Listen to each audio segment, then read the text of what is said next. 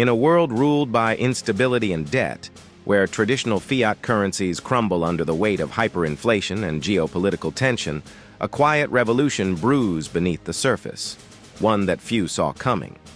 It all started with a courtroom battle that lasted years. XRP, once dismissed by many as just another cryptocurrency, emerged victorious. Judge Torres's landmark ruling didn't just clear Ripple Labs, it legitimized XRP as a compliant digital asset. For the first time in history, the financial world looked at crypto not as a threat, but as an inevitable evolution. Banks began testing it quietly. Governments took notes. Central banks, pressured by the inefficiency of SWIFT and the crumbling dominance of the US dollar, started accumulating XRP, not to speculate, but to prepare. By 2026, cross-border settlements, once taking days and draining billions in fees, were completed in seconds with near zero cost, using the XRP ledger. Nations struggling with currency devaluation found refuge in a decentralized asset that couldn't be manipulated, couldn't be inflated, and didn't serve one nation's political interests over another's. That's when the flip happened. The IMF announced a global liquidity protocol backed by a basket of digital assets, led by XRP. Overnight, demand surged. Countries that once held trillions in US bonds began diversifying into digital reserves. XRP wasn't just fast, it was neutral, efficient, and trusted.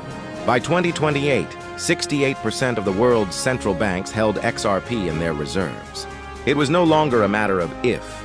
It was a matter of when, and then it happened. A global summit convened in Geneva. The dollar, battered and bloated, could no longer serve as the foundation of global trade. With unanimous support, the Global Monetary Accord was signed. XRP was declared the world's first neutral reserve currency, not owned by any government, but governed by code and consensus. The economic impact was immediate. Transaction times fell from days to seconds. Corruption in currency exchange vanished. Developing nations previously locked out of fair trade now had access to global liquidity. Wealth began to equalize. The financial system that once divided now united. A plumber in California, a farmer in Kenya, and a shop owner in Vietnam all transacted in the same currency, XRP. Not because they were forced to, but because it worked. The price, $120, then $589, then 4 digits. But by then it wasn't about the price. It was about freedom, trust, and evolution, from lawsuits to world stage, from useless token to the foundation of global finance. XRP became the lifeblood of a new financial era.